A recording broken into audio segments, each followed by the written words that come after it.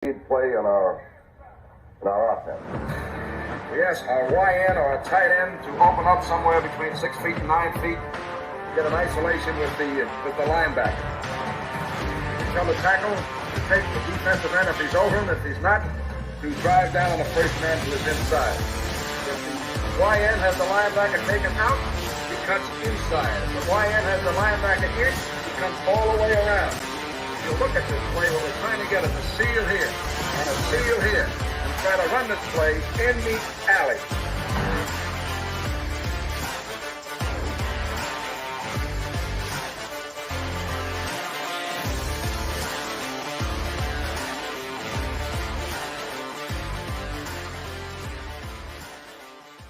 What's up, guys? Welcome into Packers Total Access. My name is Clayton. You can check us out on Packernet.com. You can find me on Twitter at Packers_access. You can email us, PackersTotalAccess@gmail.com. You can text us, 865-658-5824. I'm joined alongside Tim live in Green Bay, ready to get this offseason kicked off. I know right now, last I checked, Kansas City was beating Buffalo. That score may have changed. Obviously, the Detroit Lions, they won today, so they're advancing to play the 49ers, and I hope they absolutely boat race the Niners. That's just me personally. I want to hear from the chat. Who are you guys rooting for in that game? Would you rather see the Lions win or the Niners? I'm going to put you on the spot right now, Tim. I understand if you want the NFC North rival to fall flat on their face, but at the same time, some of those Niners fans were cocky. There were some good ones, but some of them were cocky. Yeah, I kind of feel like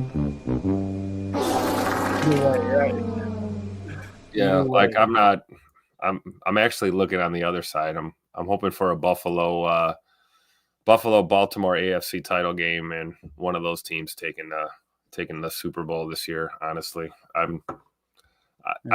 both of the teams left in the NFC give me great disgust and stomach pains and heart palpitations. So no, I'm not interested in the outcome of either of those two teams. That's just my take on it. And first of all, I'm not rooting for anyone. You know, our dog is not in the fight. I'm just going to watch football and enjoy this last little bit of the game that we all love while we still have it, because it's the off season for us and for nearly every other team left in the league. So I'm not rooting for anyone. But I guess if I had to pick, I'd probably pick a team from the AFC side this year for sure. Oh yeah, for me it's Buffalo. I want to see Buffalo win the whole thing. Mainly because of Rasul, to be honest with you. Yeah, sure. And Micah Hyde. Yeah, Micah Hyde, too. All the former Packers. Looks like Buffalo actually just took the lead there during the middle 8. Doug in the chat says that background, that's actually, I'm sure you know, Doug. For those of you who don't know, you're going, why are you showing 70s furniture in here? This is very good sound drop, Tim. This is Vince Lombardi's replica office, right? And you can see the big, huge Lombardi Award off in the distance in between the glass on the other side of the glass there. Well, how tall is that thing? Like 30, 40 feet tall? It's got to be something like that. Yeah. So they basically took his desk and they set this area up like Lombardi's old office, which was actually downtown. A lot of people don't know that, but the front offices were downtown Green Bay for a while.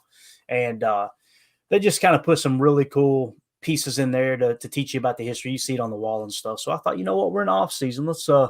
Let's queue up a little Lombardi's desk here. I thought that'd be neat. Doug also said, Clayton, did you see the Eagles fired? I don't know who that is, Doug. Do you know who he's talking about, Tim? I think that's their DC. Is it? Okay, gotcha. And the answer is no. Yeah. I'll say that now. Shout out to Amar on Twitter. He echoed that sentiment. Get ahead of that narrative right now. Don't even want to hear it. Yeah, so, they fired their DC earlier in the year, right? So this must have been the one they had come in and just kind of fill in, I'm assuming, would be my guess. But I believe so, yeah. And then he lost play calling duties, I think, too. Gotcha.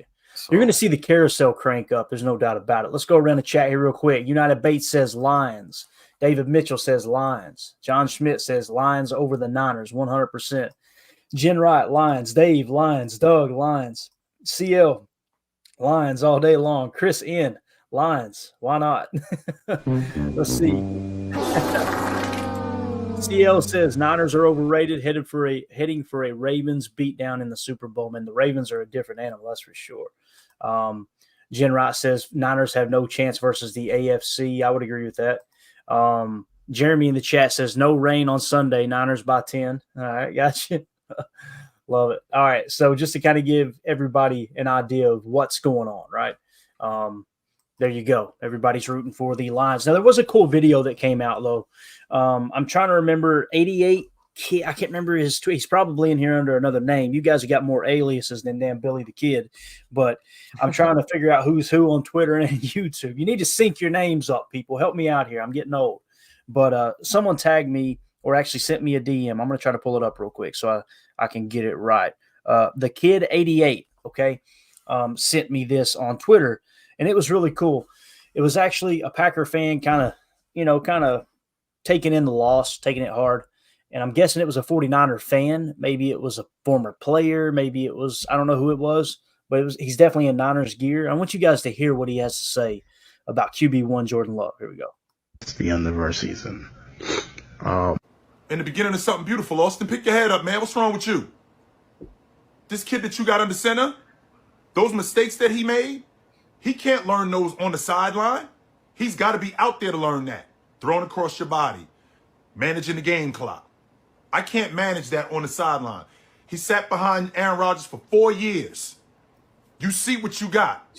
And if Green Bay Packer fans don't see it, you guys are delusional. That's a future All-Pro right there.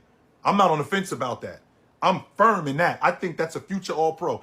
And I can't say that about my quarterback. And I love my quarterback. I'm not sure he's a future All-Pro. That kid in Green Bay is, though. And you got the youngest team in the league. You have nothing to hang your head low about. It just ain't your turn yet, brother. That's all. It just ain't your turn yet. Oh, but it's coming. Oh, it's coming. It just ain't your turn yet. So that's all I got to say about that. I like it. It's my quarterback. That's respect right there, right? I Put love some that. respect on our name. It's I nice love to it. see a respectful 49ers fan. That's really cool. You can tell he's not from California, right? He sounds like an East Coast dude for He sure. But My experience with the 49ers fans, I got to be real with you guys, has been good. Like, I've gotten a ton of DMs. God, that team's good, man. You guys are going to be good for so long. Congratulations. All that type of stuff. It was good feedback. Now, on your tweets, you'll have random people, Hambubger68 will chime in and, cuss you out on Twitter. Of course, he doesn't give his real name. And, he just got 12 followers and 7 of them are porn bots. But that's not, beside the point there. But you got people like this that I feel like it was cool, man. Those two franchises, they're intertwined. The Packers and the Niners are intertwined, right? There's been some great matchups over the years. Great matchups. absolutely. You could type in Packers 49ers in the YouTube search bar and grab you a cold beer. And you're go good. back decades and Yes. decades. Yep. Absolutely. But yeah, I think I am, I don't know, man. I kind of go back and forth between the Lions and the Niners. I really don't care who wins. I just want the Bills to win the whole thing. It's kind of how I'm seeing it. So cool video though. So shout out to, like I said, the Kid 88. Appreciate you sending that over, buddy. Saw this video too, man, the slander, the player slander, Tim. And here's what we're going to do, guys. Today, this episode here is going to kick off the offseason, and we're going to start to dive into – first, we've got to identify the holes on the roster, and it all starts with what players are going to be free agents, right? Okay, you look at the players who are going to be hitting free agency. Do you want to re-sign them or not? You got to answer that question first. Then you got to put a price on how much you want to pay for them, right? We absolutely nailed these last year. It was so much fun going through and just trying to look at the fair market value. All right, where's your ceiling on the price you would pay? What would you like to, get away with as far as saving money on that specific player, all that. But the one thing that did bother me today was the multiple fans who were just dogging the players. It's Rashawn Gary's trash. Anders Carlson, I did not expect that to be the topic of the day, but I put a tweet out earlier today where I simply said, if you go back, and somebody pointed it out last night, you remember, Tim, in the chat, they pointed it out. You go back, Mason Crosby's field goal percentage did not exceed 80% until his 5th year in the season. Anders Carlson finished the year at 81% field goal percentage.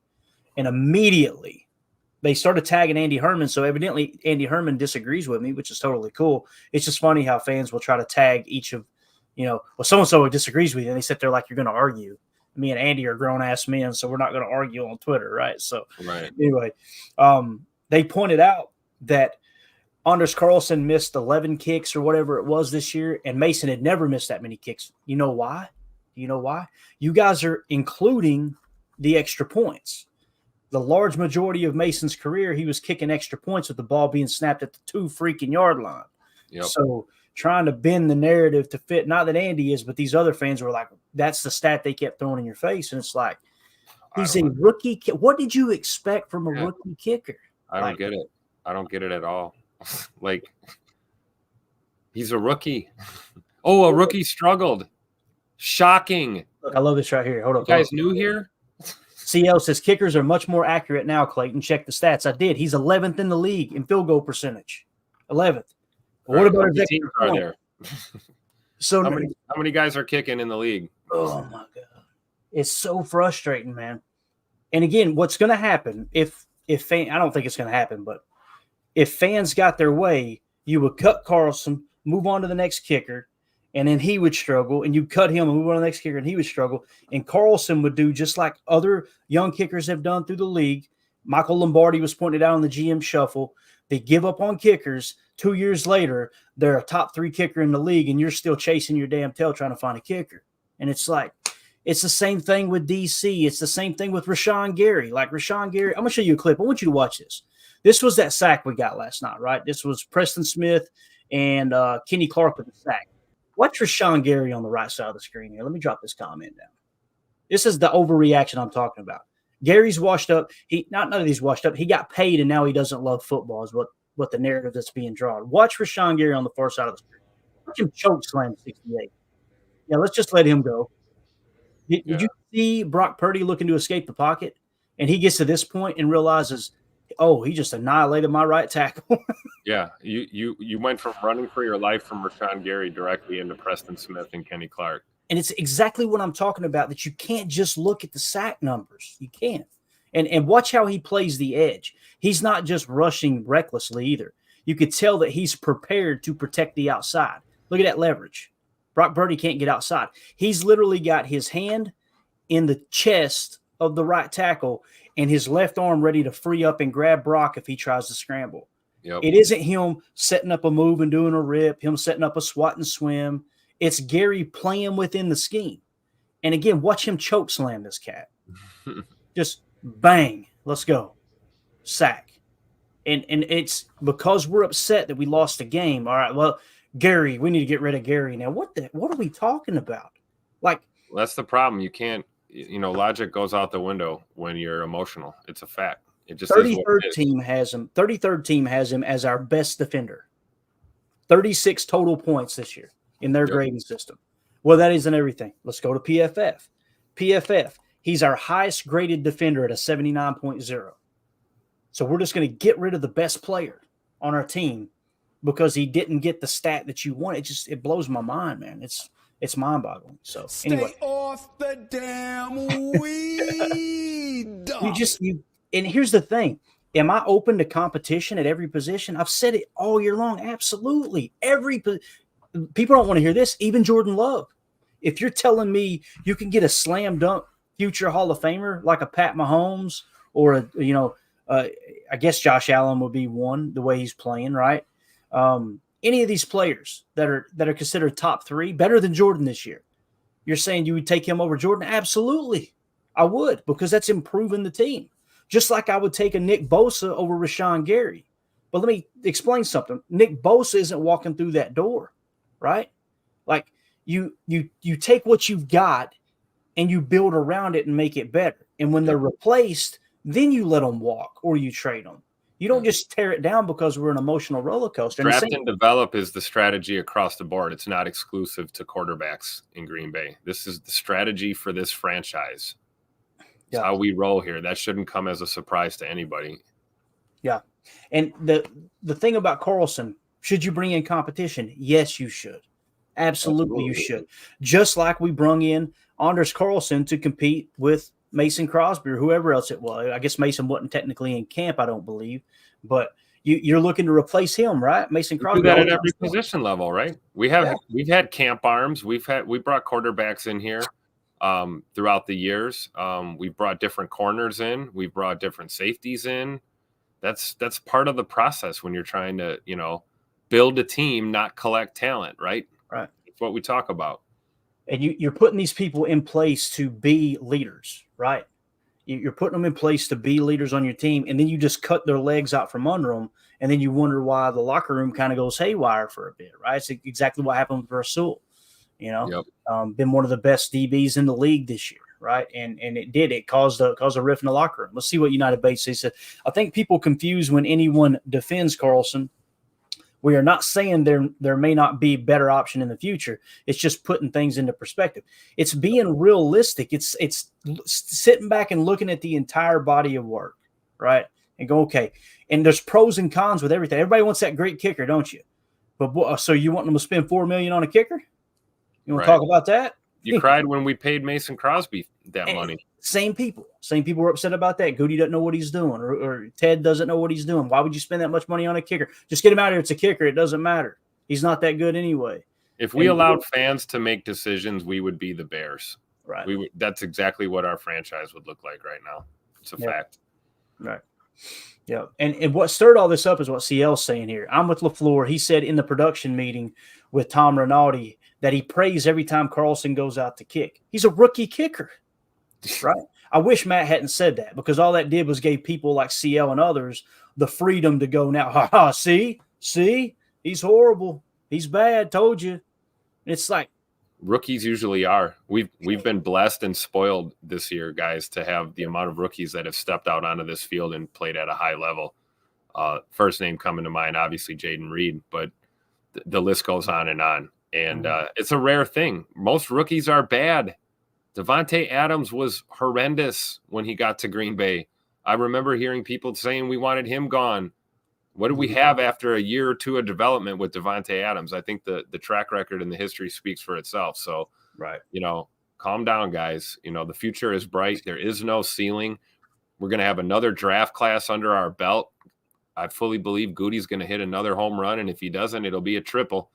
We're gonna do a good job in the draft, and we're gonna continue to develop and grow, and hopefully make some moves, free agent signings, whatever we have to do. You never know. You might see a trade. Who knows?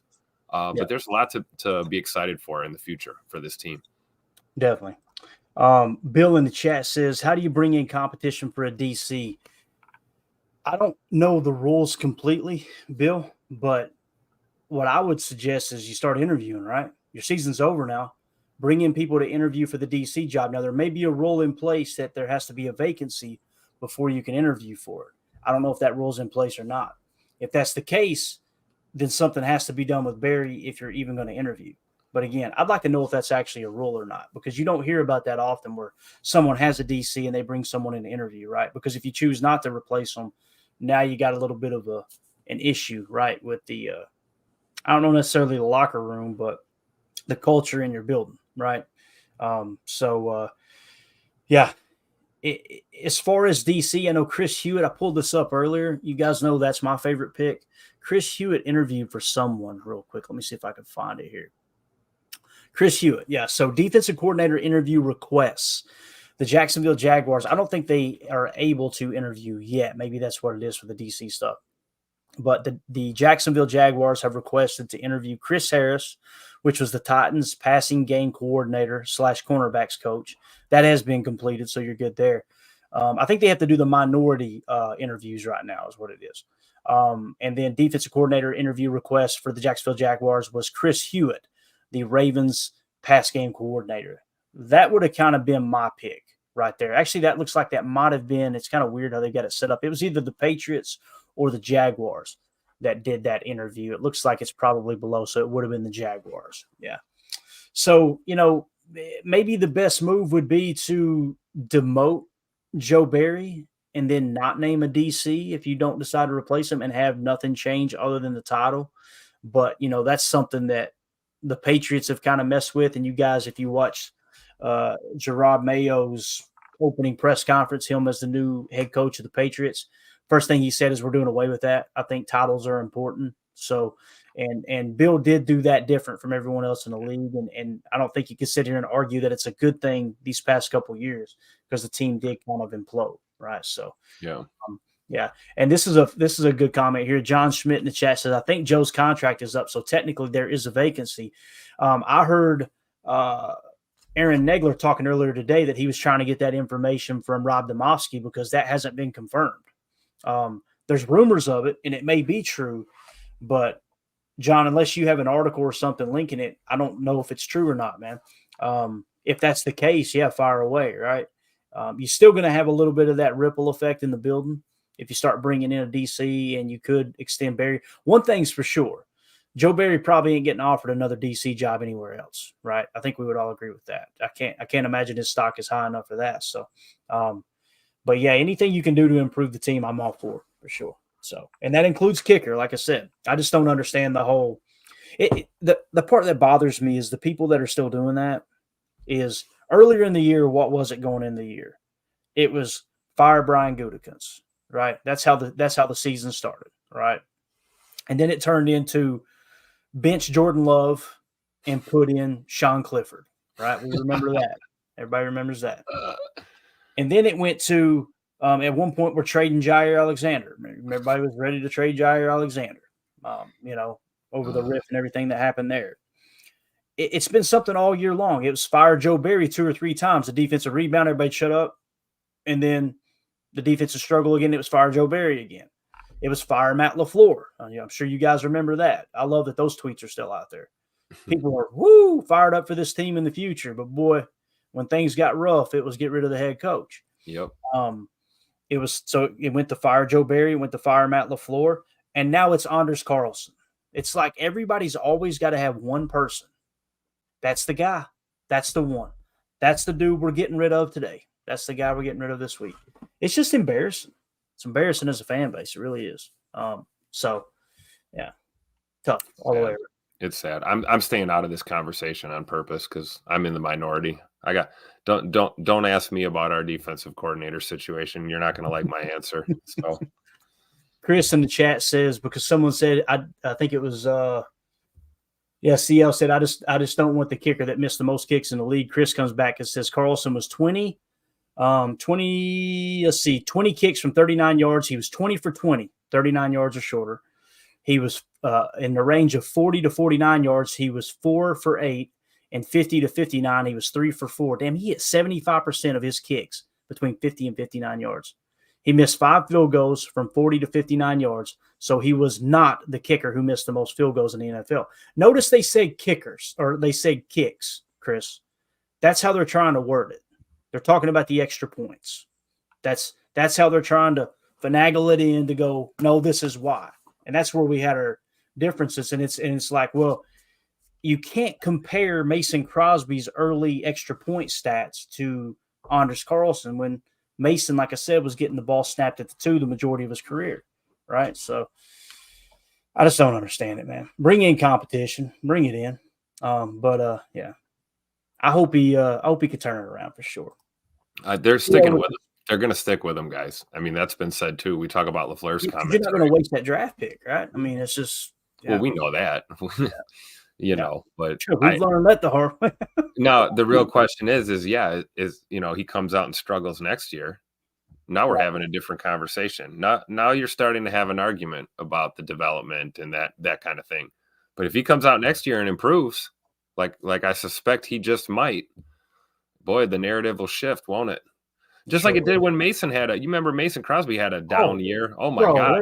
Running out of town. They were ready to run him and his wife Molly out of Green Bay, and for no reason. He earned the ability to bounce back.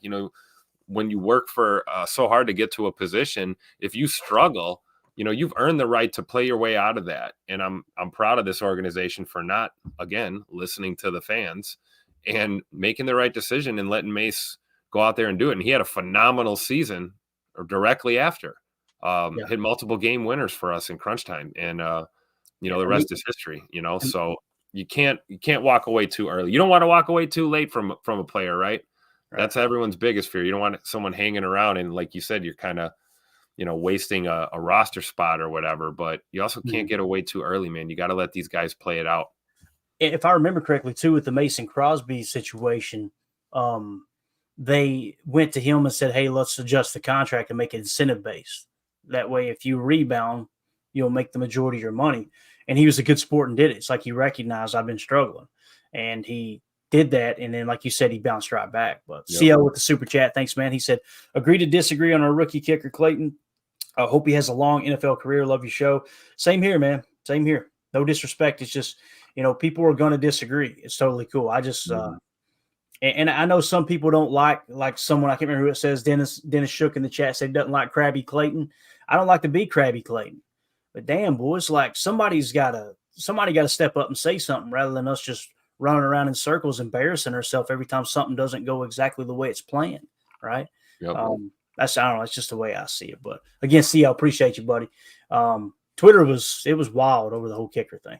And all I said was I see a lot of people saying we should get rid of Anders. He actually has been more accurate kicking field goals than Mason was. So then they, like I said, want to compare the extra points, and you can't. You're comparing apples to grapes in that situation. It doesn't make any sense. But anyway, John Schmidt says, wasn't Crosby bad year? Also, 2 different long snappers and a lefty holder. There was a lot of turnover. I think you're right, John.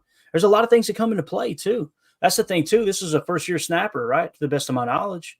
And we have a second-year holder, but I think Daniel Willem was playing in another league or something, if I remember correctly. So, and I thought they did a heck of a job, but still everybody's got to get used to each other for sure. I mean, Whelan handled that nasty one and got it down, and Anders put that one through in the game. This is right down here. This comment, Tim, is what Michael Lombardi was talking about. Deadfish said his brother, Daniel Carlson, was cut by the Vikings because he missed kicks against the Packers as a rookie, and he went on to make All-Pro in 2022. Deadfish, spot on. I love it. And I'll kick the bloody piss out of it. It's different if it's like you're even halfway through year 2, be still struggling. I get it then. You know what I mean? But come on, he's a damn rookie. What are we doing here? What are we doing? Anyway, so as we get into the offseason, let's shift gears to that real quick, all right? I've got a ton of information where we can kind of evaluate the team, and I've got some notes here so we don't have to go through all of the images, but we do have access to them if you guys want to see them. Excuse me. But essentially what we're going to do is go through and go, okay, what improved from last year and what got worse, but we're really going to key in on what got worse. And it's not to be overly negative, but it's to identify the problems of this team compared to last year, because you want to continue to build moving forward. Okay, let's button up what we did bad this year going into next year. That'll be how you draft. And I'm not saying specific positions, but when you do take that position in whatever situation it's in, know what you need to key in on. For example, run blocking. We're going to talk about that, right? Run blocking was horrible this year. When you go to draft an offensive lineman, maybe, just maybe this year you go, you know what? Let's don't put all the eggs in just the pass blocking basket. Let's try to find someone a little more balanced to help bring up that run blocking grade, that run blocking, ability. And maybe the running game doesn't struggle like it did for the majority of the season, right? Because it was way down. We also have the upcoming free agents. So let's start there, Tim. I think that's a good place to start. Yeah, let's do it.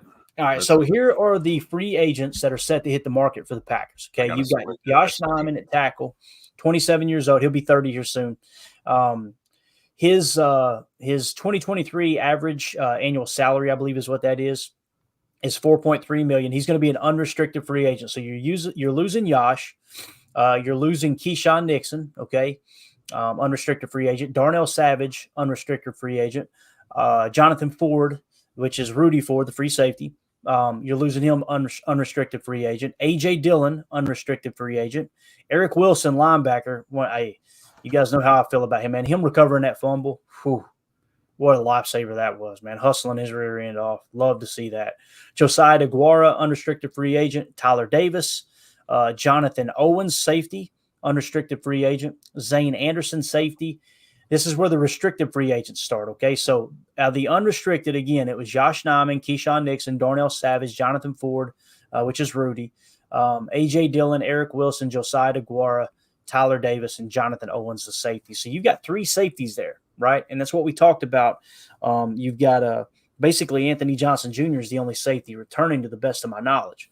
So, you're going to have to revamp that safety room if you don't re-sign one of these guys. Now, when we go to restricted free agents, you got Zane Anderson, safety, Robert Rochelle, corner, played special teams pretty well, John Runyon, right guard, unrestricted free agent, Caleb Jones, tackle.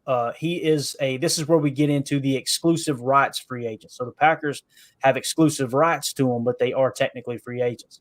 Caleb Jones at tackle, Daniel Whelan at punter, Benny Sapp III at safety, Patrick Taylor at running back. Bo Melton is a exclusive rights free agent for the Packers. So Bo Melton will be back. I think we would all agree. Tim, I was so happy to see that, bro. So happy to see that. One of the first guys I talked to at the airport last night, man. I was just so excited to tell him what a great season he had, man. Pulling for him since August at training camp and just seeing the way he dealt with adversity and just really contributed to this team. So absolutely, man. Bo will be back for sure. Yeah, definitely.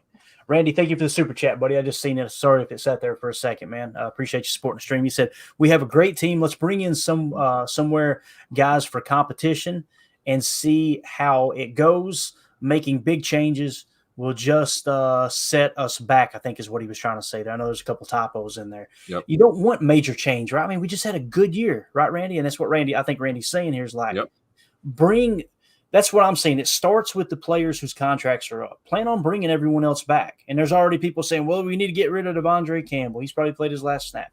That may be the case, but what are the salary cap ramifications? Let me ask you this. If he is on the bench, right, if you have to cut him and eat a dead cap, then wouldn't you rather him be the third linebacker on the roster? I kind of would.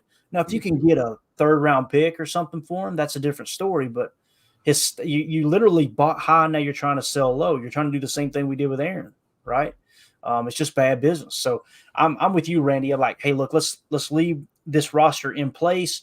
Now let's evaluate those players that are going to be hitting free agency, and that's what we're going to do right now. But thank you for the super chat, buddy. So when you look at these, Tim, what I did was I went through and I tallied up what I refer to as the team leaders, the top performing players on the team, okay? And I tried to highlight players that are going to be free agents that fall into this category, whether it's the 33rd team or PFF. At the top of the list, let's start with PFF. Bo Melton graded out as the second highest offensive player for the Packers. 83.4. Now, keep in mind, there's only 178 snaps, so it is a small sample size, right? But grading out the second highest at 83.4, to the best of my knowledge, only behind Jordan Love, unless PFF's data has reset today and updated. I believe it was pretty much set for the year as far as that goes because they already had the 49ers grades in and all that. So Bo Melton at the top of the list. Tim, we already decided, right? We're bringing Bo back on that exclusive rights free agent, right? Absolutely. Okay, Absolutely. So we put a check next to him. We're good to go there, right? Let's go on down the line here. David Bakhtiari, I've got lined up in orange because you guys know how I feel there. You only have 55 snaps. Anybody who's got injury concerns, I've got them highlighted in orange just to kind of throw a flag up there like, hey, look, they're under contract. They'll probably be back, or there's a good chance they'll be back. But keep in mind, they may be a little bit limited for a good majority of the year because of injuries. Bach should be good to go week one if everything went as planned. I know we've been saying that for what feels like a decade now, but the other one is Kingsley Enagbare. He's not a free agent, but just wanted to put that into perspective that he has that bad knee injury at the end of the year that's going to carry into the regular season next year, meaning you're going to be short on edge already. I know those people want to get rid of Rashawn Gary, but probably want to keep him, you know what I'm saying, just for a little bit. Might be a good idea. Just sign him to a contract extension, and people are saying, get rid. I'm going, what are we? We screamed all year long, let's get this guy a contract. We get him the contract. He didn't have, 33 sacks, and it's all right, let's get rid of him. So anyway, so Bo Melton at the top of the list. Another one that's kind of high on the list, Tim, A.J. Dillon, 75.7. He was the 8th highest graded player according to PFF. All right.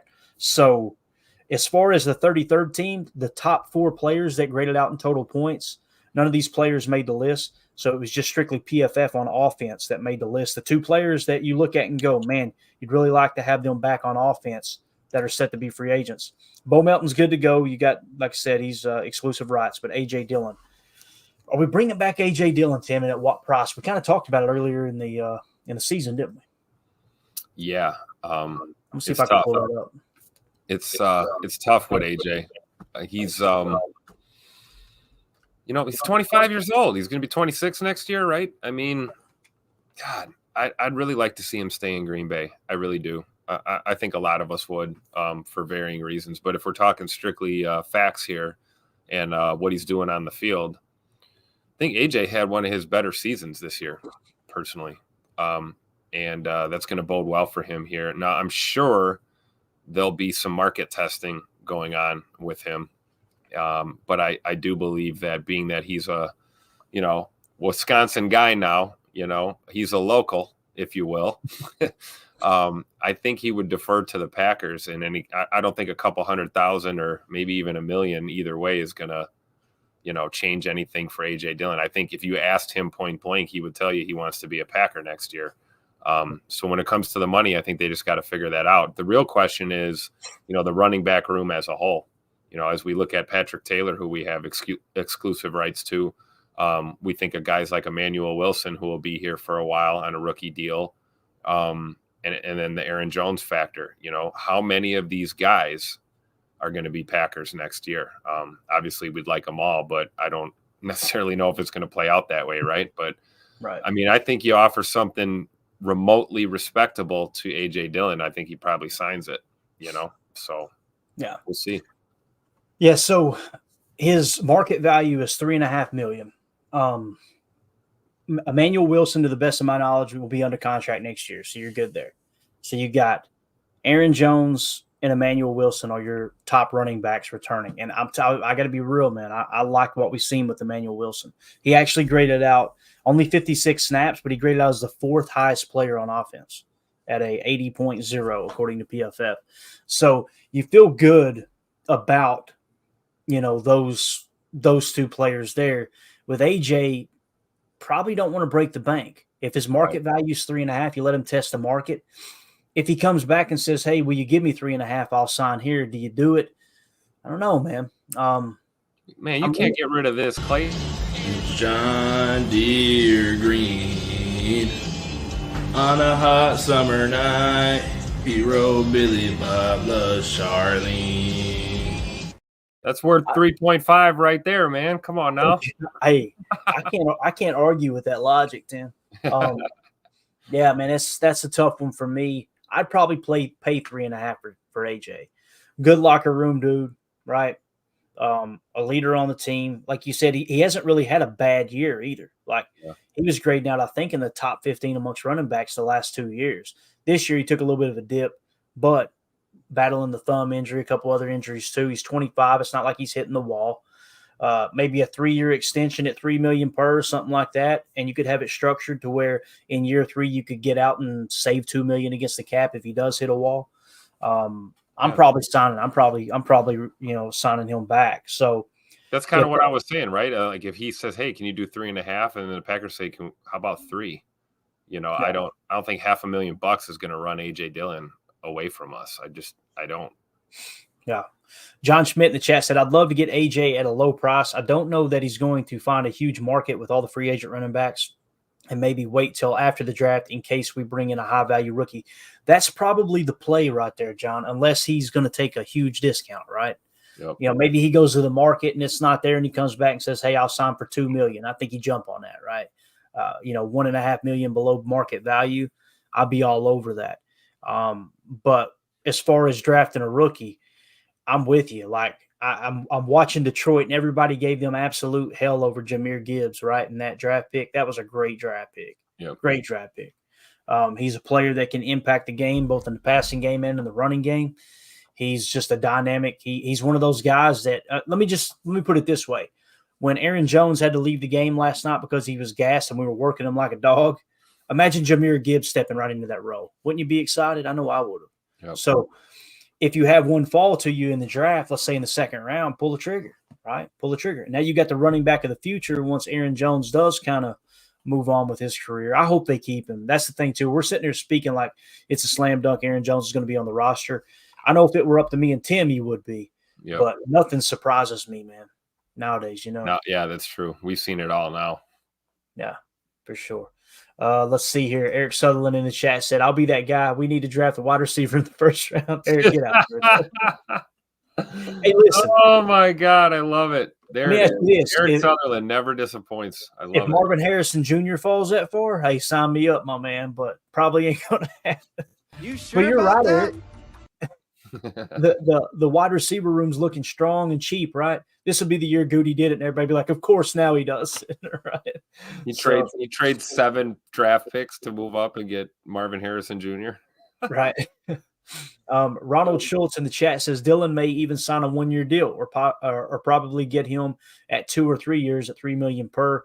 Yeah, I think you'll probably get him a little cheaper than 3.5. You know, I don't know if there's enough on tape for a team to go, hey, look, we'll break the bank. Of course, they did that with Jamal Williams, right? I mean, Detroit paid Jamal Williams, and then the Saints paid Jamal Williams. So it just depends on what type of player it is and what coaching staff, you know, how much value they put on them. But the thing we got going for us is AJ married a local lady, right? And he's going to take a little less money to stay here, probably. Yeah.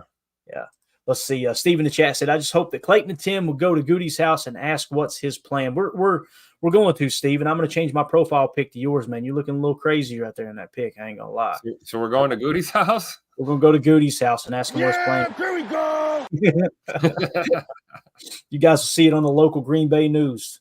Two weird Caucasians handcuffed in front of Goody's house. That's exactly what that would be.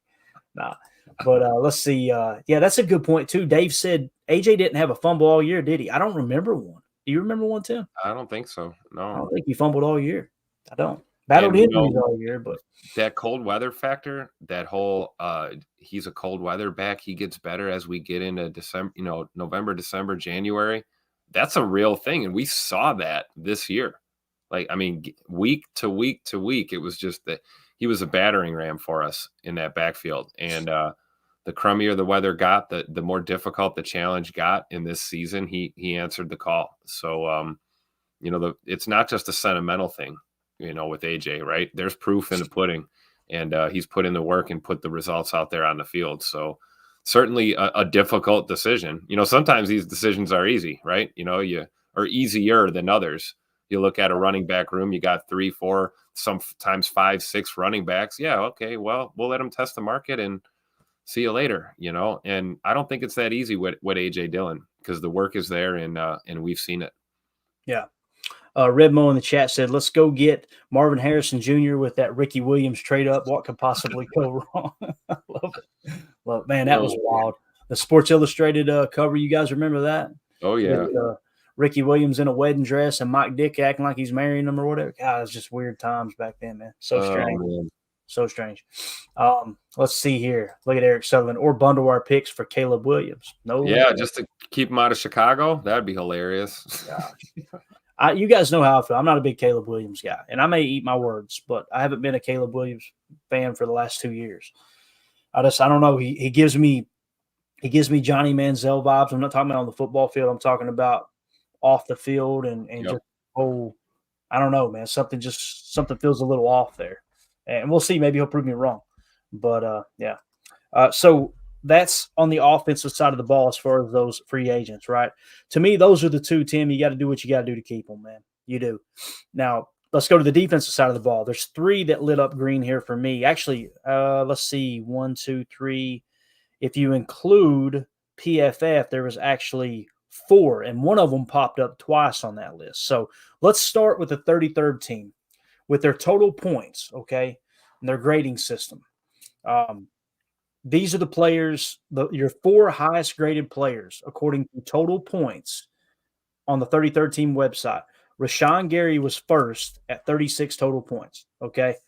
Keyshawn Nixon was second at 29 total points. That kind of caught me off guard a little bit. I was like, hold up, Keyshawn, really? So it shows you PFF has a much lower grade on Keyshawn, right? But the 33rd team, which is, operated by former NFL coaches, players, executives, they thought highly according to the point system and how Keyshawn graded out. So what I like to do is kind of put the answer right in the middle, right? Like, okay, he didn't grade out horrible on PFF. They thought pretty highly of him at 33rd team. Maybe he is worth keeping, right?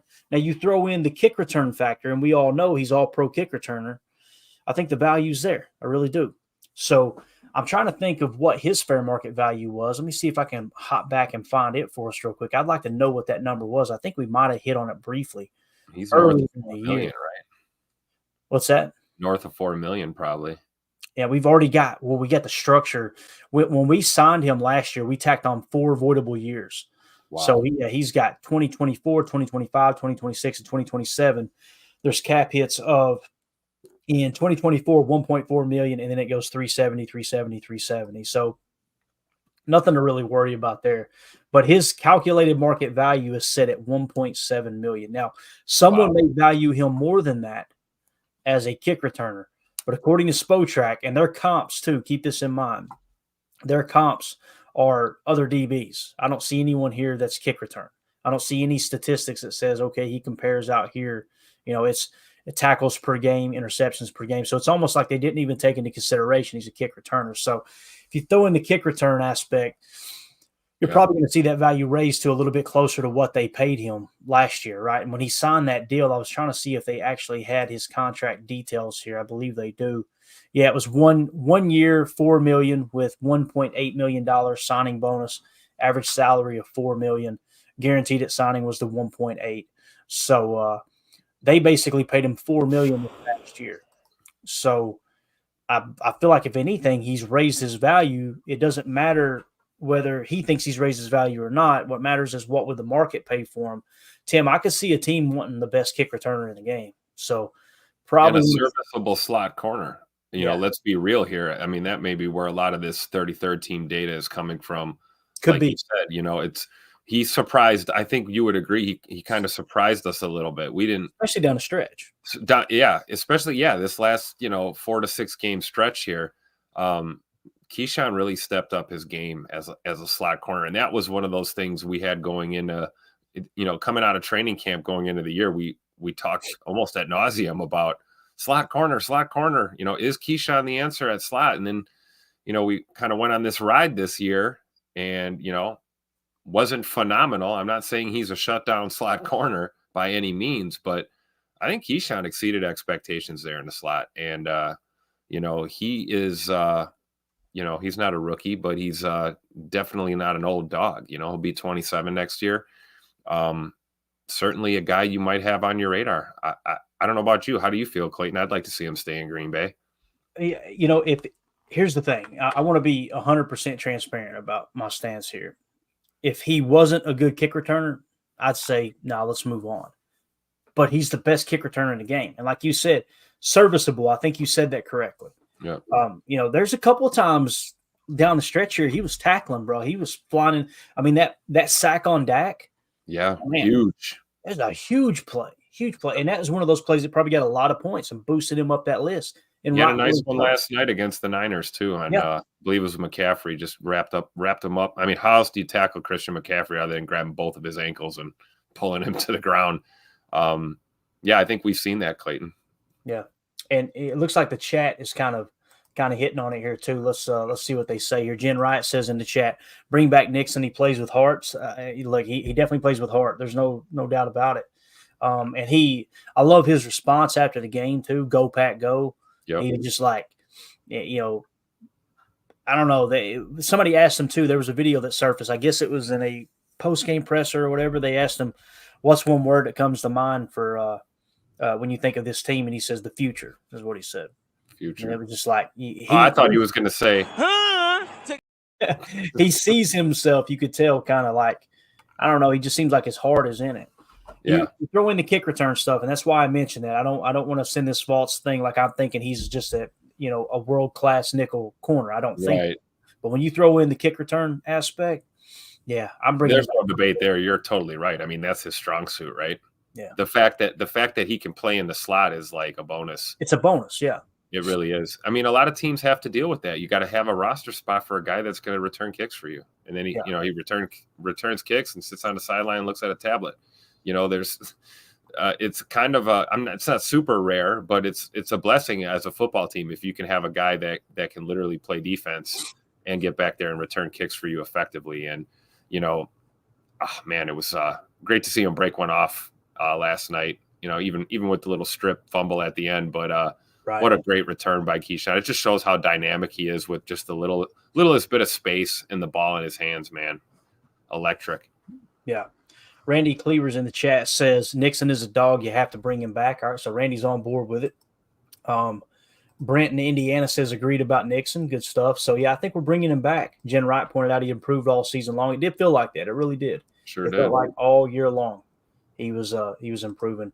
Let's see. Ronald in the chat says, I like Nixon's dog mentality, but for a while he was the worst slot corner in football. Quarterbacks had a 125 rating when targeting him. It's true, Ronald. You got to take that into perspective, right? You got to take that into account, I should say, not perspective. That's what we just talked about. For a while, he was the worst slot corner in football. I don't think you could call him that anymore. So that's definitely an improvement.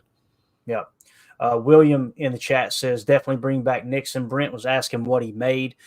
So essentially it was a $4 million deal that we spread out over 4 years, doing voidable years, Brent. So the easy number, $4 million. That's what we got him at last year. So I would be okay with that. Just like I said, because of the kick return, it's huge. And you know what? If you go out and you draft a slot corner and he beats Nixon out for that spot, and now Nixon becomes the dime back or a backup slot, your team got better. That's what we're talking about, improving, being willing to replace anyone, right, to improve the team. Yep. And if we can really key in on just punt return, kick return, that could be huge. So, I think the upside's there for bringing them back for sure. Let's see what else we had here. Redmo46 said Nixon earned his spot, his roster spot, no doubt. Not always great in coverage, but his effort is clear and showed steady improvement in coverage, but needs to stay for his kick return prowess. Yeah, completely agree. Yeah. One of the things too, kind of an intangible, but not really, but still very valuable. He's a good communicator back there. He's one of the more vocal guys in our secondary. I don't know if anyone else kind of picked up on that this year, but we've had communication breakdowns and issues. Keyshawn seems to be one of those dudes that's aware of what's going on and where he's supposed to be and where everyone else is supposed to be. And that's another thing that's valuable. We can talk about the man match principles or one-on-one pressed up, whatever, nickel blitz, all of those things. Sure. But, knowing the defense is a big thing when you're on a young team. And, that can't be understated, the value that brings as a communicator in that secondary with a bunch of young guys. Definitely. So Keyshawn Nixon, I think we all agree we're bringing him back, right? So good stuff there. Mike Hebring said, I bring him back as a returner and a backup slot. Yeah. And again, when you think backup slot, you think, okay, you're not paying $4 million, but with that returner, he's the best in the league. Yep. And that's not our opinion. That's his peers' opinion. I'm not talking about Pro Bowl. I'm talking about all pro. They voted on it. The players are like, yep, that's the best kick returner in the game right there. So, yep. Yeah. All right, cool. We're on to that. Good stuff. Let's move on to the next player, Rudy Ford. I am the president of the Rudy Ford fan club, as you guys know. According to the 33rd team, Rudy Ford scored 28 total points, okay? And he was the third highest in points according to the 33rd team. Now, think about all the time he missed, too, That's what hurt him this year. Yeah, it's just wild. And then when you hop over to the PFF side of things, Rudy Ford at 69.9. Not horrible, right? Not horrible. Actually, I mean, you flirting with 70 is pretty darn good. I think PFF said to this day he had the lowest passer rating when targeted too, amongst all DBs in the entire league, if I remember that correct. I don't think it was just safeties. It might have been safeties. Nonetheless, PFF thought pretty highly of him. The 33rd team thought pretty highly of him. Here's the problem with Rudy Ford. That's his age. Right, Tim? You took the words right out of my mouth. He'll be 29 next year. Yeah, going to be 29 by the time we kick off next year, right? And let's go look at his fair market value. But on the surface, before I pull up his fair market value, how do you feel about it, Tim? First of all, I feel like it's crazy that we're saying 29 years old is old, because I would kill to be 29 again. But in football years, certainly that's you're starting to approach that elder statesman category once you get on the wrong side of 30, as they say in the league. I love Rudy though, man. I really do. I feel like it's kind of one of those things where it's tough, right? Because if you're gonna keep that guy, you're basically saying you're gonna keep that guy. Right. I don't see him doing a 1-year deal, 2-year deal kind of thing. So do you want him as a piece to build around with Ant Johnson Jr. back there? And really, we got to talk about, guys that, like Zane Anderson, another special teamer, right? I'm sure we'll get to that. You got to talk about Savage too. Yeah, another safety here, Darnell Savage, a great one who is, going to be 27 years old. I I think we'd all be a little surprised if Darnell Savage was a Packer next year.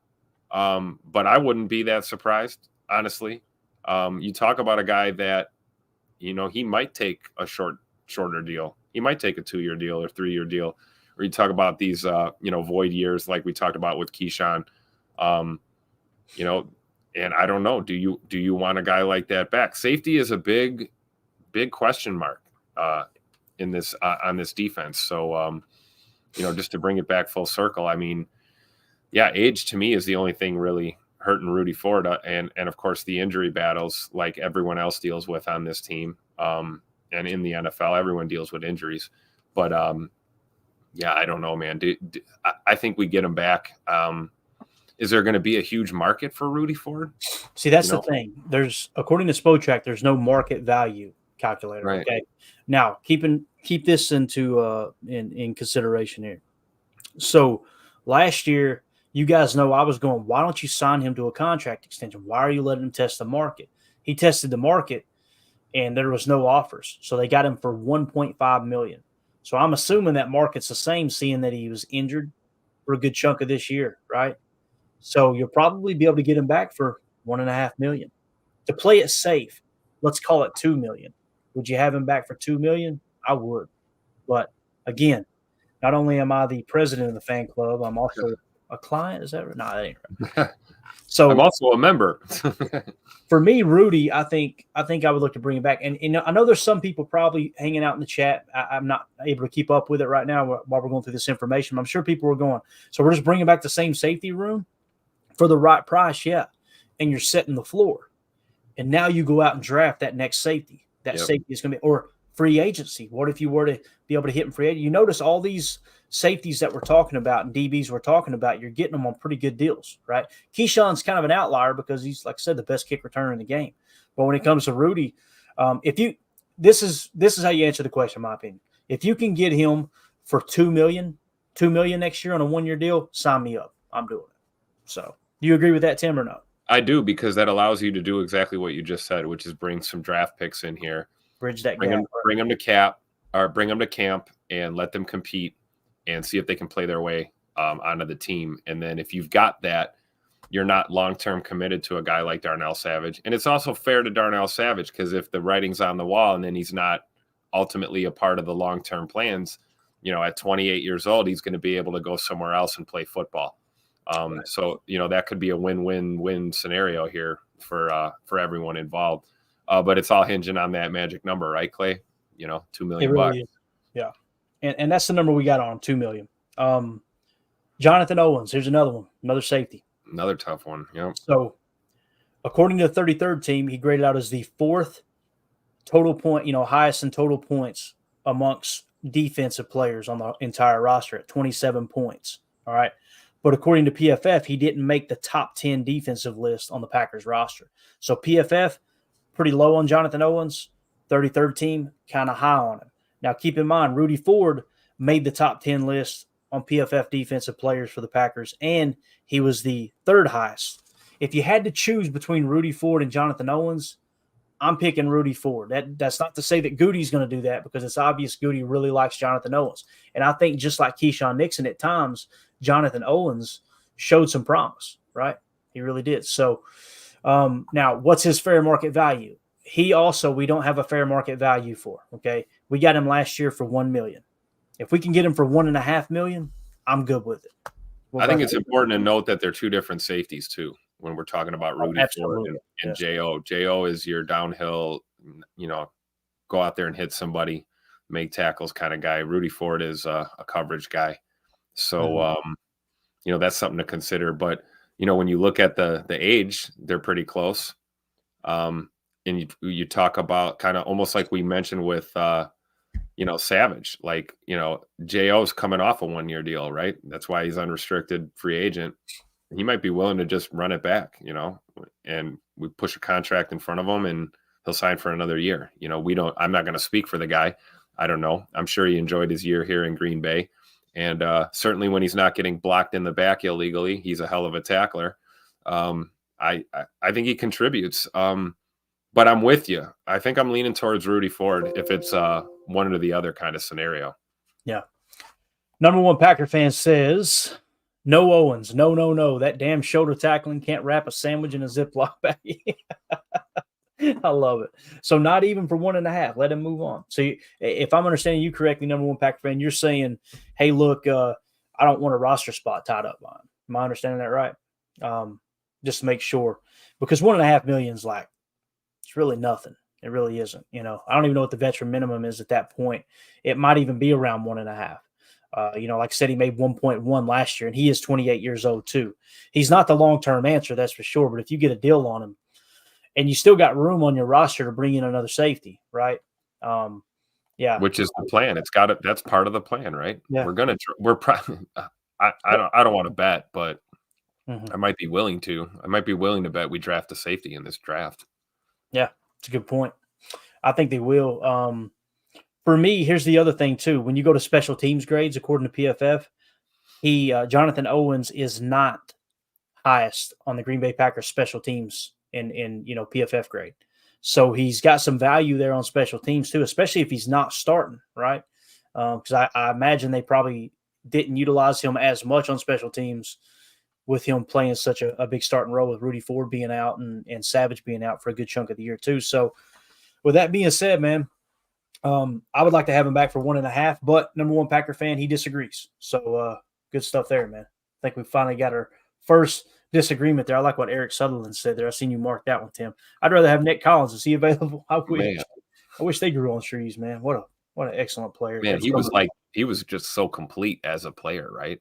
I mean, you talk about a ball hawk and a hard hitter, just so well-rounded, man. One of my favorites of all time for sure. Yeah. So John Schmidt bringing in the facts here. Appreciate you, buddies. Remember the PTA posse. He said veteran minimum 4+ years, 1.1 million, 7+ years, 1.6 million. So Jonathan Owens, I don't think this would be his 7th year, but going to be right around 1.5 million. So there you go.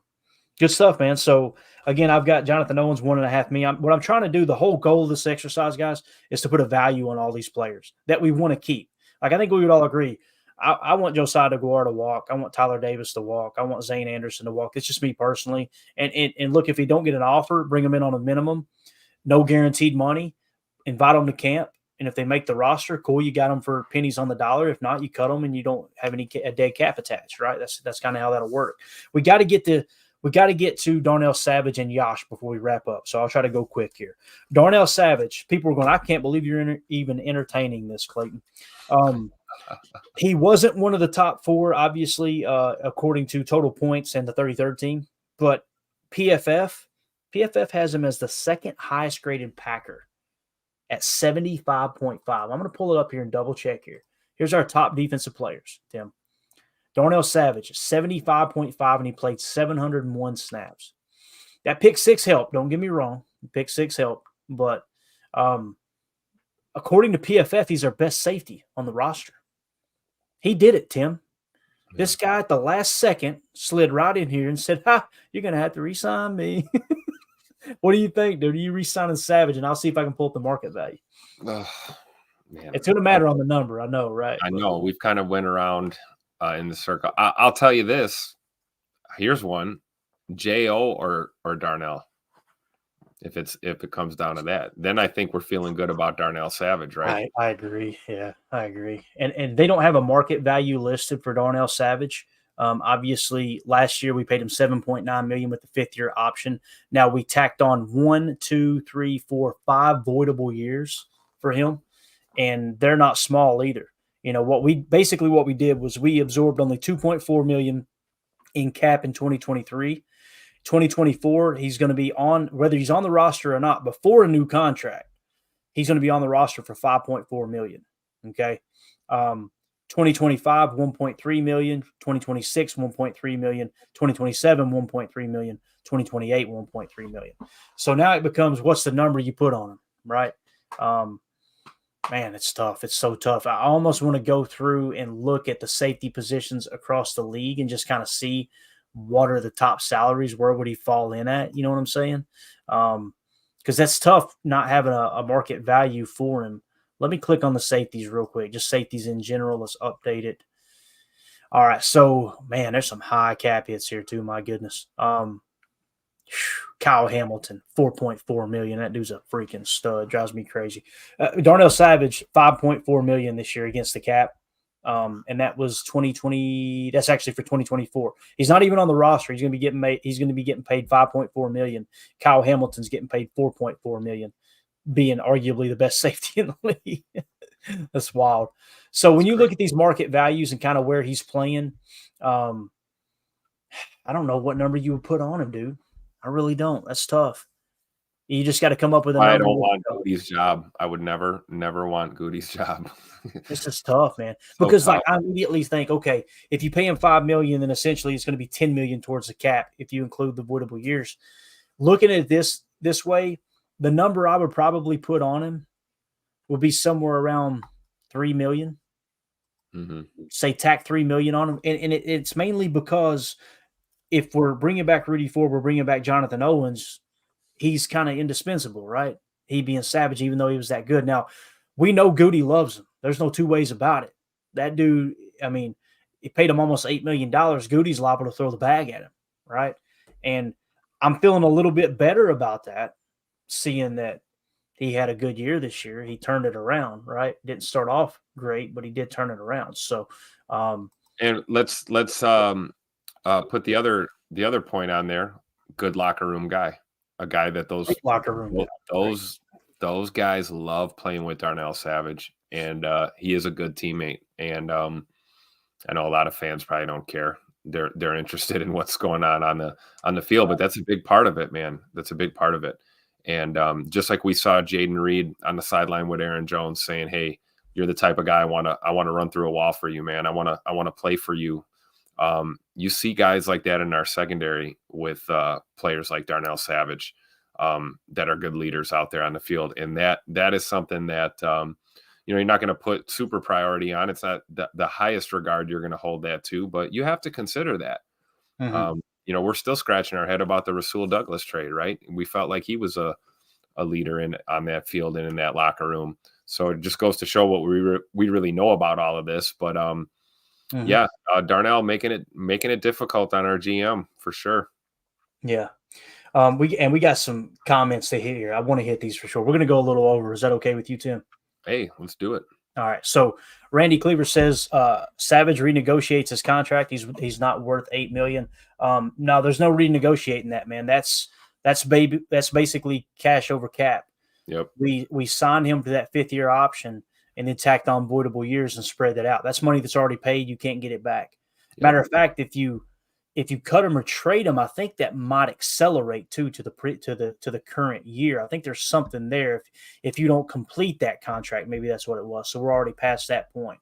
But I said I could see $5 million, then I said $3 million. I'm going to put $4 million on Savage, and I'm just trying to find numbers, guys. I'm not necessarily saying, hey, I want to bring him back. I'm just saying that would probably be the number that I would be okay with to have Savage back. But if you do have Savage back at $4 million, then you're probably not going to bring Rudy Ford or Jonathan Owens back, right? One of those. Right. Two. So that's the decision you got to make. Let's go through the chat, see what everybody thinks here. Doug says keep Savage. All right. Mike Hebring says I'm out on Savage, just too inconsistent for the money. He said I'm out on him. Okay, got you, Mike. That's a valid point. That's a valid point. Absolutely. We can't forget about that for sure. Definitely. Red Mo said if Savage was simply known as a sure tackler, he's the farthest thing from that, my friend. This would be so easy, but as the last line of defense, I just can't trust him to always make that play by himself. See, you guys are pointing out all the facts here, and it's making it tough. If you made me choose Rudy Ford and Jonathan Owens or Darnell Savage, I'm going Rudy Ford and Jonathan Owens. Yeah. But the maximum number I would sign Darnell Savage back at would be $4 million. That's me personally. And honestly, with his physical ability, and he had a good year going into a free agent year, there's a good chance he gets offered north of that $7 million. There's some bad GMs out there, guys. We're really lucky to have some bad football teams out there too. Just that would love them some Darnell Savage. So let's not forget that. Jen Wright said $3.5 million. I say sold, Jen. I'd be all right with it. And then she came back and said, okay, maybe $3 million. and I like what Nate says here. We might take the same approach we took with the wide receiver room, right? Nate Dizzle says draft 3 safeties and let the young guns cook. You're never going to find that next great safety if you don't swing, right, Nate? And this might be the year to do it. You got to set a floor. You got Anthony Johnson Jr. in there right now. So you got to set somewhat of a floor. If you drafted 3 rookies, maybe one of them rises up to a starting caliber, but if one goes down and now you're depending on a late round rookie playing safety, well, the wheels could fall off quick, you know? I love this conversation. This is the type of stuff I really enjoy because you guys have got me thinking. We're just tossing ideas around. Nobody's being a-holes in here. It's just having a conversation about, all right, what direction should you take these position groups in? It's really, really cool stuff. All right, the last one I want to hit on, and it's the last one for a reason here because I don't think there's anyone else on this roster, other than Daniel Whelan. I'd like to see him bring him back. I'd definitely put that one on the list. But again, the ERFAs, I'm not really including that much. They're probably going to bring those guys back, right? The exclusive rights free agents. Caleb Jones will be back. They love that dude's size. Daniel Whelan will be back. I wouldn't be surprised to see Robert Rochelle back as well, right? Special teams contributor. And he's a restricted free agent, so they have to put a tender on him, if I understood correctly. So they have to put a tender on, and it's going to be a certain amount, right? Right. And then if a team matches that, then you get their draft pick of that round. Like, for instance, we did that with Yash this year, right? And I think it was like $4.3 million. It was a second-round tender. So if a team had offered him more, then we would have got their second-round pick. Essentially, it becomes they're trading a second-round pick for Yash, and nobody was going to do that. So what kind of tender would you put on someone like, like you just said, who was it? You said Rochelle, Robert right? Rochelle, yeah. Now, here's the thing about Robert Rochelle. According to PFF, 1, 2, 3, 4, 5, 6, he's the 7th highest graded special teams player, according to PFF. So a lot of value there on special teams. So, yeah, you got possible depth at corner. We haven't seen much of him as a corner. Be interested to see another year of camp and preseason, see what he looks like at corner as well. Yeah. Look at Eric Sutherland trying to piss me off in here. He said, give Savage a Rodgers 3-year deal, then trade him next year. Shut your mouth. Eric Sutherland in here always stirring the pot. My gosh. Look at this. Oh, my man Mike Hebron get me fired up now. Wow, watching Bucky Irvin, Oregon's running back. I've been all over him too, Mike. Very elusive, breaking tackles all over the tape. He's so bouncy, dude. I'm telling you, if AJ doesn't come back, or if you decide to run with 4 running backs and have Emmanuel Wilson pop on and off the practice squad all year, right?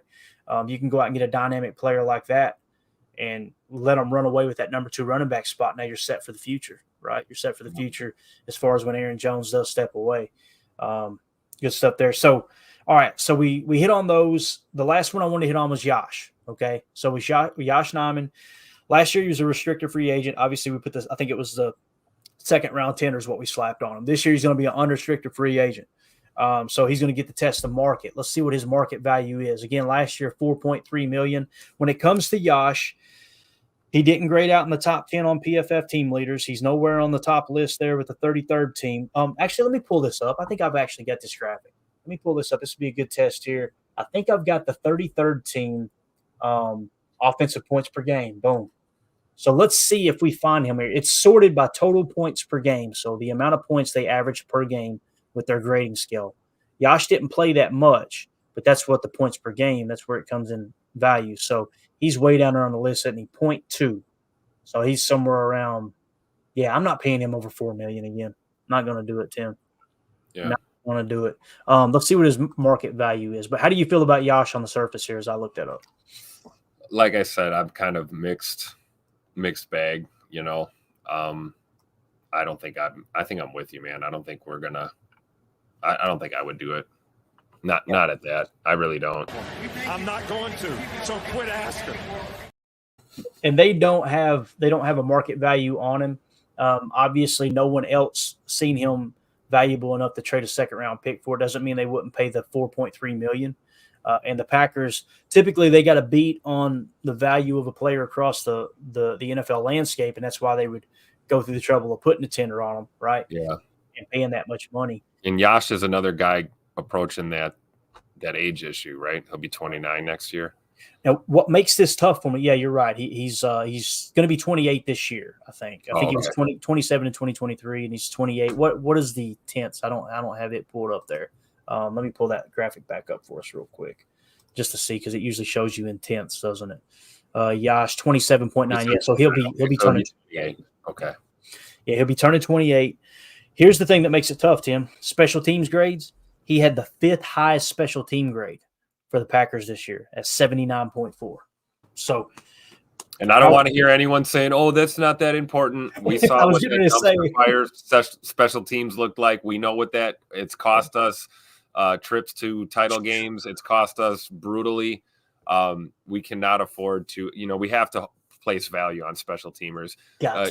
You're trying to get more out of them in their position groups, whether that's offensively or defensively. So obviously, you'd like to see Yash play better at right tackle.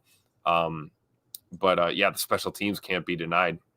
That's a huge contribution on this team. And, we have improved. We haven't been like lights out as a special teams unit, but we're exactly where I wanted us to be a few years ago, which is I had repeatedly said if we could just not be in the bottom of the barrel as a special teams unit and we're not hurting ourselves with special teams, we're doing ourselves a good service. And, it's players like Yash. We talked about Keyshawn, the guys and their contributions, man, we have to hold that in high regard when we're making these decisions. It's not just as simple as, how does he play at his position, Right. Yeah. We're going to get to your comment. That's why I pulled it up here, Chad. Let's finish with Yash here. I'm going to say $2 million, Tim. $2 million on Yash. He's got that kind of experience, right? $4.5 million is too rich for me. Just personally, yeah. I don't want to do that. But Yash, not for a backup tackle. Yeah, I mean it's for me it's going to be $2 million. So that's kind of the value I'm going to put on. What we're going to do is I'm going to keep this post-it note here, and as we get into the re-sign stage, I want to see how close we were because some of these guys are going to get re-signed, others are going to be let go, right? And they're going to re-sign somewhere else for half of what we have on this list, and we'll be going, damn, we got that one wrong. That's the whole goal, is to learn right as we go. So, with that being said, Chad Inc. in the chat says, "What's your guys' thoughts in Rasheed Walker starting at left tackle if they can bring back if they can't bring back Bach?" Absolutely. I mean, well, here's the thing though, Chad, it's a position of tier 1 importance, right? It's a premier position. Goody will spend a high draft pick on a left tackle if the right one falls, right? So that might be the route you go. And that's what I'm talking about. Rasheed did good this year. It felt like he played pretty decent, right? But you're always looking to upgrade, especially those positions. It's why you took LVN last year when you already had a set edge room, right? That and you use a high rotation. And just, with everything that's happened with Bach, you don't know if he's going to be healthy, right? You don't know at any point in time. I mean, look at what happened with Zach Tom last night. It's not a knock against Tom, but stuff happens, right? And you had Yash to fill in there. And I know people kind of dog Yash because he got beat a couple times when he came in after going back and watching the tape. But if Yash wasn't healthy, who was it going to be? Caleb? It's going to be Caleb, right? Caleb Jones. Right. And I don't know if Caleb was even active. He wasn't even active. So you didn't really have that option. You're talking about, what are you going to bump Sean Ryan out there or something? Get Royce out there on the edge. Yeah. So I think we could say a lot about Yash, like we said about Keyshawn, right? Like serviceable there at right tackle, not a full-on liability. Sure, he's getting dog walk once in a while. He was going up against Nick Bosa. So I get it, but I think we could have done a lot worse there. And, honestly, with Rasheed Walker, I feel that way on the left side. I think he's done a great job this year. Yep. He certainly showed potential and growth. That's something we talked about. We wanted to see out of our quarterback and out of a lot of guys on this offense. Well, Bach went down after week 1 and, we'll always have Chicago, David. Thank you. We'll always have that. Appreciate that, brother. If you're out there listening, that was great. We love the Toodles wave on the sideline to the Bears fans. We'll always have that. Can't take that away from us. Hilarious, but man. We got a big smattering of Rasheed Walker following that. And I think a lot of guys in that position may not have had the kind of success that Rasheed did. And I think if you're looking at Rasheed Walker and don't think that he's someone that has a future in Green Bay, I think you're watching football wrong. I think we got to give him every opportunity to win that job. And, hey, if Bach wants to come back, hey, it is what it is. I personally would like to see him retire a Packer. I think if Bakhtiari wants to play football next year, I would almost bet the house that it would be his last year in the NFL. I think so too, yeah. If that's going to be the case, then why not have it be in Green Bay? And, who knows? Maybe that's a scenario where, you put Bach out and he's your starter and, you rotate Rasheed in on a couple of these snaps. We've seen, blocking by committee and line by committee all year. I'm sure Bach wouldn't have a problem with that if he needs veteran rest or re-aggravates the knee. Hey, we've got a guy that we're building behind. It's like Aaron Rodgers and Jordan Love, right? You had Jay Love behind Aaron Rodgers. I mean, you could have, what would that do for his career in the long run, right? You look at a guy like Rasheed Walker. He's 24 years old. He's playing next to, an all-pro left tackle, one of the best in the business. I think it's a good thing. I think we can do both, but I feel good either way, honestly. If Rasheed's going to have to be the guy because there is no Bakhtiari, I think that's where we start. And, again, I'll defer to Jake Shavink and the draft analysts out there to let me know what's available in this draft as far as left tackles are concerned. But I like Rasheed Walker. I really do. Yeah. So my take on Rasheed Walker, let's look at the 33rd team. All right. According to the 33rd team, he is what, the 7th highest graded player as far as points per game. Okay. So they had him grading out with a good year. I mean, they really did. So they like him, right, at left tackle. They feel pretty confident about him. Now let's hop over to the PFF look at the offensive grades. Rasheed Walker, where did he finish? 66.3.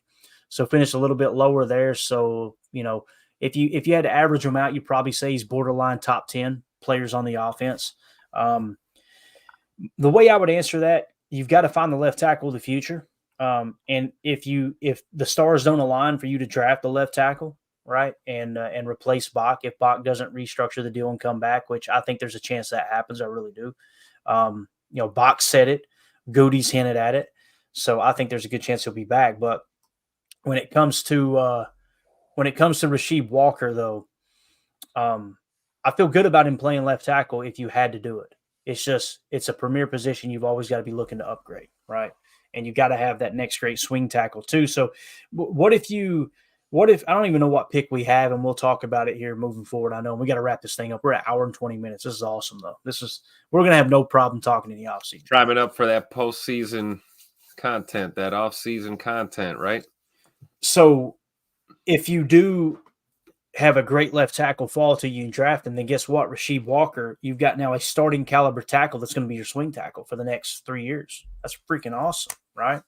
And if the stars don't align and it's not best player available at the time, and you can't really justify taking that top end tackle at that spot, then you feel good about Rasheed playing left tackle, And if David Bakhtiari's knee is healthy for one more year, and you feel like you can get 12, 13 games out of him for the year, and he says, hey, look, I'll drop my contract down to $32 million and free up $8 million off the cap, then you've already got the luxury of having David Bakhtiari at left tackle,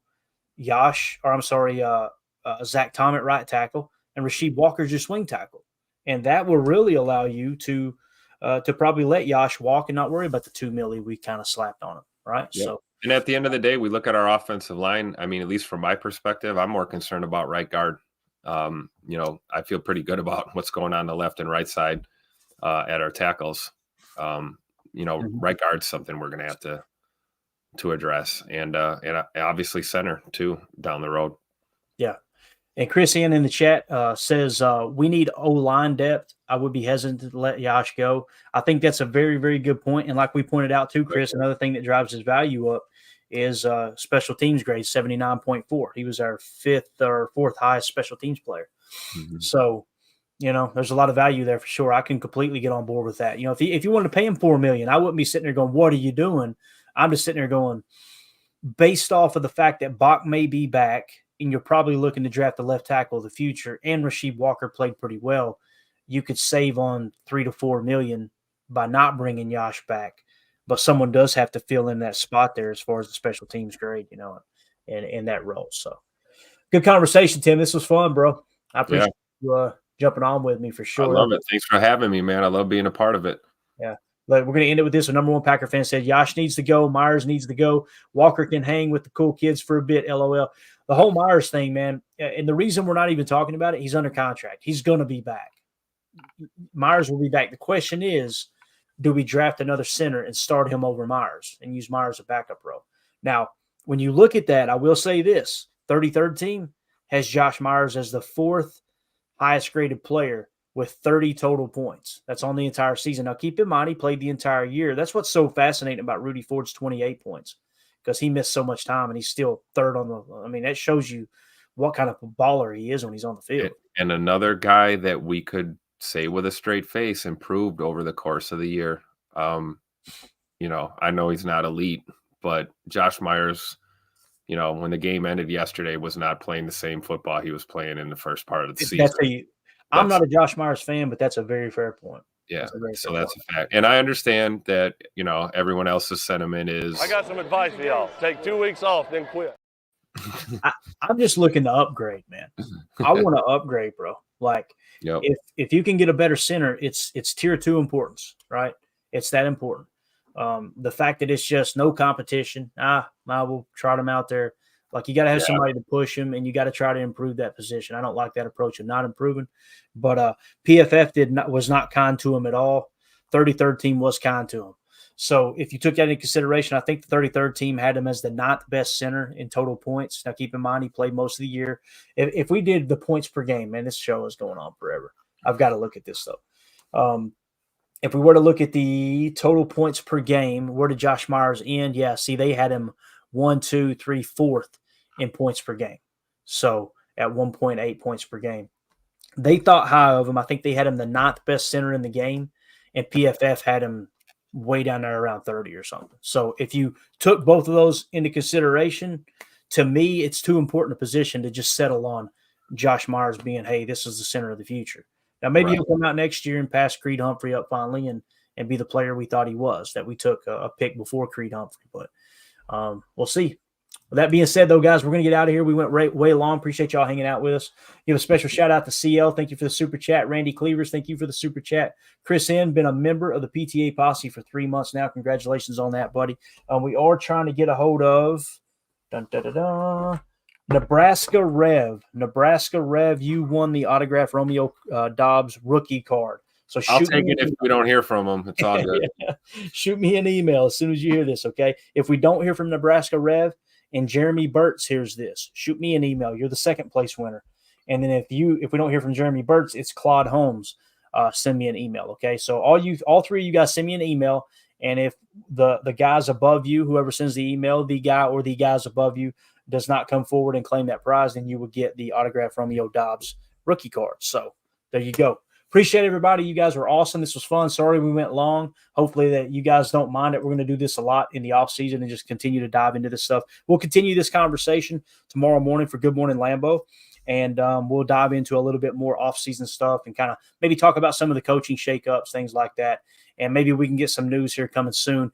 What they're going to be doing is exit interviews. They're probably already doing them, to be honest with you, in the next 24 to 48 hours. And as they do exit interviews, if there's going to be a coaching change, and specifically at the defensive coordinator position, then it'll probably happen in the next 48 hours, I would imagine, so they can try to find that replacement. If we don't hear anything in the next 48 hours, brace yourself. Probably getting Joe Barry back. And I got to be real, it doesn't bother me. It doesn't bother me at all. So, amen. All right. With that being said, we're out of here, guys. For those of you listening on the pod, thank you for making us a part of your day. As always, let's go out and be the change that we want to see in the world. And go, Pack, go. The power sweep actually is the lead play in our offense. We ask our YN or a tight end to open up somewhere between 6 feet and 9 feet. Get an isolation with the linebacker. Tell the tackle to take the defensive end if he's over him. If he's not, to drive down on the first man to his inside. If the YN has the linebacker taken out, he cuts inside. If the YN has the linebacker in, he comes all the way around. If you look at this play, what we're trying to get is a seal here and a seal here, and try to run this play in the alley.